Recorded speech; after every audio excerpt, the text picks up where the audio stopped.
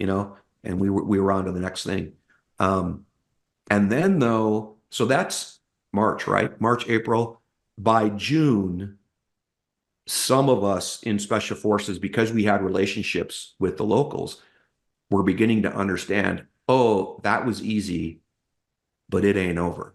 They've gone to ground. And even some of those officers that we bought off in the north, we ended up fighting them again, in Tikrit, in Beji, and in Baghdad, So they were very, very clever in not going head to head against the Americans and disappearing into the populace and then creating this insurgency. And I'll pause there because I'm talking a lot, but I definitely want to share something with you that I don't know if anyone has ever talked about. So that's my teaser, but I'll break for something. Yeah, anything you've got. Well, no, because you just brought up the insurgency, and I know that you said you got to Delta in 2005, but because you brought up the insurgency, a lot of our younger viewers have probably never heard the name Zarqawi, who Yeah. was the face of evil for Al Qaeda in Iraq. Obviously, he gets killed in 2006, shortly about a year after you get to the unit. But did you have any experience with dealing with either Zarqawi or on the peripherals of his people? Because my understanding is Zarqawi's tradecraft and ability to avoid detection was top of the line. Is that Yeah. true? Yes. So good segue. And yes, that was one of the very first things I witnessed in the unit was the Zarqawi. And Tom DiDamasso was the squadron commander, who was responsible for that. And Tom is an American hero. He can be your third Delta Force officer to talk to. Tom was in Black Hawk Down as a Ranger lieutenant, but Delta Force was very much a direct assault, like hitting ops. Tom was one of the first guys, and this people may think differently, but I think there, a lot of the folks would agree. Tom was one of those first guys in the intel people that he had with him who was like, look, we have to have this thing strike to develop or develop to strike. Like we just can't hit and just capture, kill everybody. If we want to get to Zarqawi, we're going to have to be a little bit more patient, and we're going to have to like have the night of the long knives where we let some things sit, and on one night we go out and we bang 20, 30, 40 targets, because we're plucking these guys off the battlefield one by one, two by two. Zarqawi keeps kind of, slipping away. So it was a heavy lifting for a squadron commander to tell the unit commander or the JSOC commander all the way up to the presidential level, like, hey man, we're going to have a little bit of a lull in operations because I think it's going to lead to Zarqawi. And I had broken my leg in the operator training course, so I was actually downrange as a nobody. I was a battle captain working in the op center, just kind of observing and learning. And that was one of the very first things that I observed and learned was like, oh, this is what a Delta Force officer does. You know what I mean? He's not needed on the fight, right? Like once you blow the door or blow the gate or you're on the target, there's very little room for that officer. The officer is the one who's sitting there and looking at the tactics and the strategy and integrating that for the most impact and effects. And that's how we finally end up getting to Zarqawi. So what I wanted to mention was people know ISIS, right? People know ISIS, Islamic State of Iraq and Syria.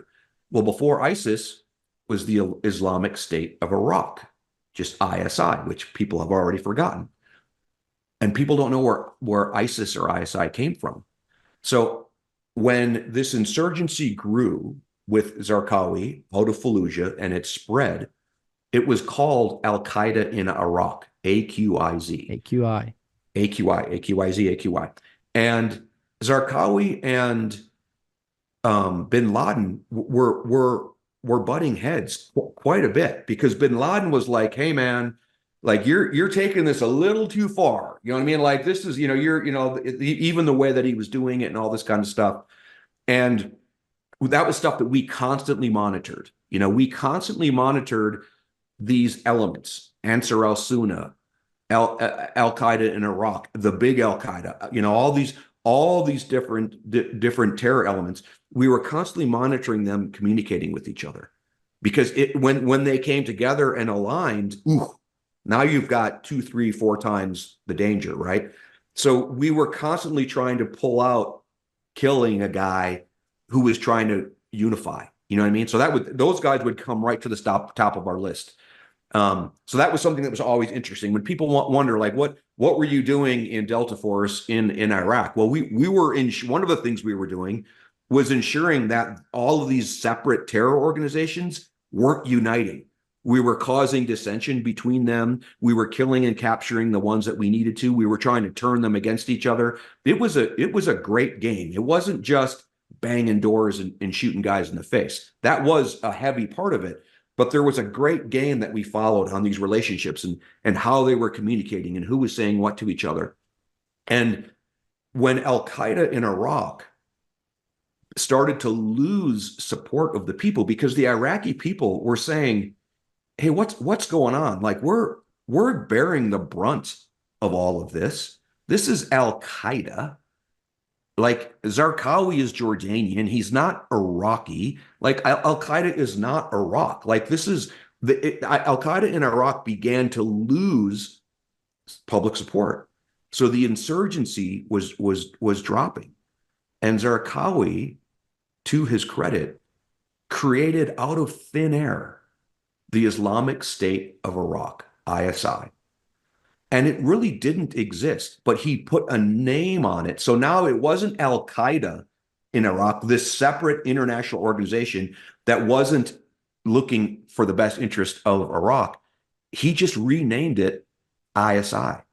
And he put this guy in charge named Abu al-Baghdadi, which again, people have begun to know that name.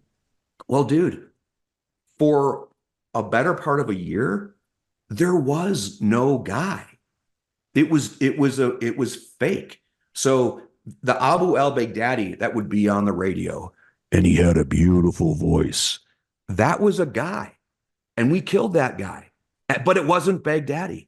The guy that would come on TV was very handsome, and we killed that guy. And it wasn't Baghdadi. The guy that would communicate back and forth tactically to the troops, we killed that guy, and it wasn't Baghdadi. The guy that would communicate strategically to Al-Qaeda and the other insurgents movements around the world, that was a different guy, and we killed that guy.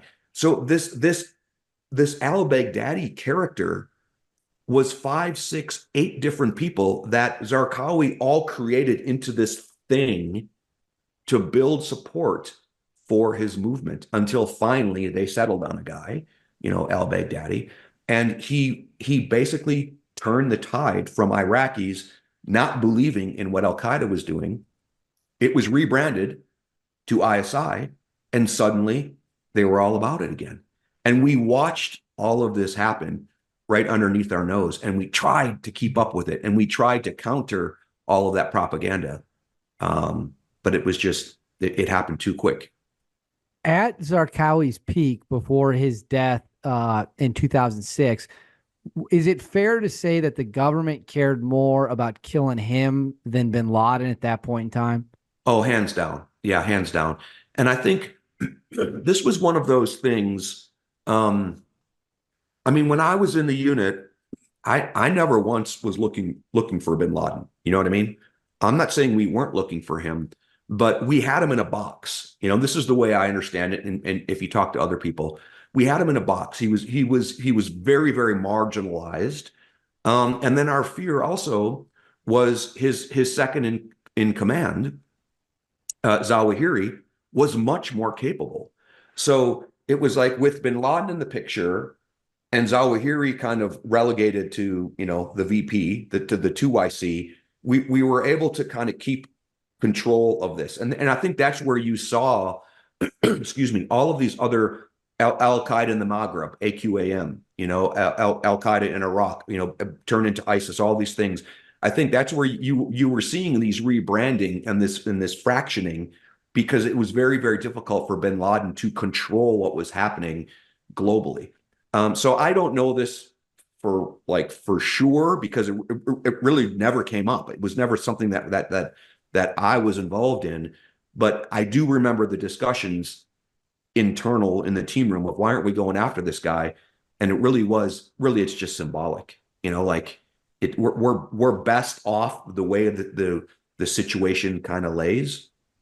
But then there was always that moral win, like, hey, but he still needs to get his, you know. And I think even when that did happen, it was interesting to see just how the country had this sigh of relief. I think I underestimated just how much that guy did live as a boogeyman in our conscience. If I had it all to do over again and I was in charge, I think I would have gone after him harder earlier. But we were definitely looking at the 20-meter target, which was Al-Qaeda in Iraq, the burgeoning terrorism and insurgency in Syria, what was happening in North Africa, et cetera, et cetera.